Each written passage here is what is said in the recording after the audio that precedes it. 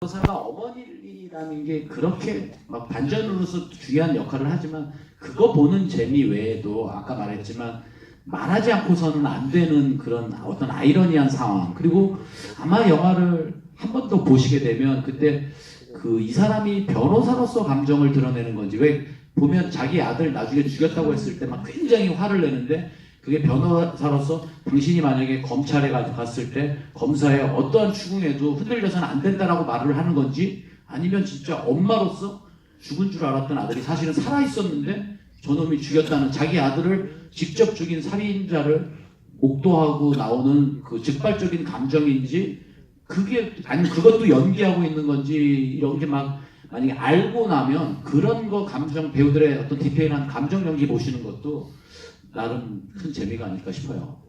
네, 특히 저기 애인, 사진 작가 애인, 안타깝네요. 이름을 외우기가 너무 힘들어요. 아드리안이라고 주인공 아드리안. 변호사. 보시면 영화의 자막에 이름이 스페인식으로 표기가 안 됐고 영어식으로 표기를 했어요. 이를테면 버지니아 이런 식으로. 근데 그게 저는 훨씬 더 맞는 것 같아요. 그러니까 우리 입장에서 가끔 저는 그렇거든요. 일본 소설이나 유럽 소설을 읽을 때 가장 힘든 게 누구? 이런 이름을 외우기가 너무 힘들어서. 술을 끊으세요. 알코올성 치매가 온 거예요. 네. 도와주러 왔죠. 그래서 그런 면에서 되게 그런 것 같은데 전 그 배우 연기가 되게 좋았어요. 특히 중간에 상황이 딱 반전됐을 때의 그 표정들이나 이런 게 앞과 되게 굉장히 다른 느낌을 보여줘서 그 배우 되게 스페인에선 유망주인 배우라고 하는데 되게 좋았었어요. 이 감독이 줄리아의 눈이라는 영화, 어둠 속의 배를 올릴 때처럼 맹인을 주인공으로 한 스릴러의 이제 각본가로 출발을 해가지고, 또 더 바디라는 영화, 한국에서는 사라진 밤이라는 제목으로 지금 김상경 씨, 김광우 씨, 그 다음에 또 한 분 여성 리메이크가 지금 됐어요.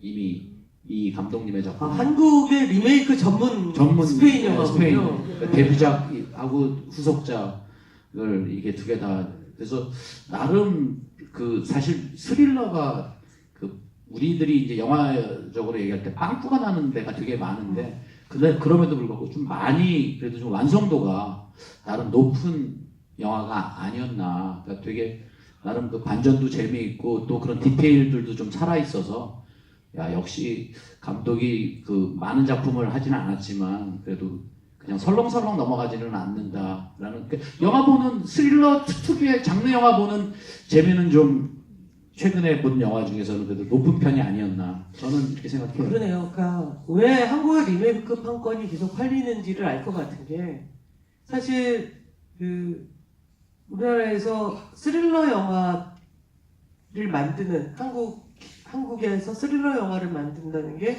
그렇게 오래된 일은 아닙니다. 그러니까 그게 유행을 탄 게 한 5, 6년 정도밖에 안 된 일이에요.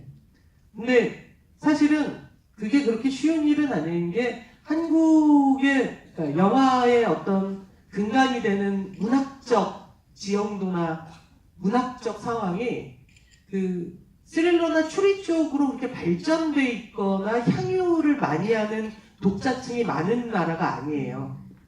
그러다 보니 한국에서는 스릴러가 한국형 스릴러라고 해서 굉장히 복합 장르로 엮어버려요. 그러니까 이를테면 거기에 정치를 넣는다든가, 아니면은 공포를 넣는다든가, 아니면 과한 액션을 넣는다든가, 그래서 이렇게 좀 더 잔혹한 느낌을 많이 준다든가, 훨씬 더 세진 거죠, 한국형 스릴러는.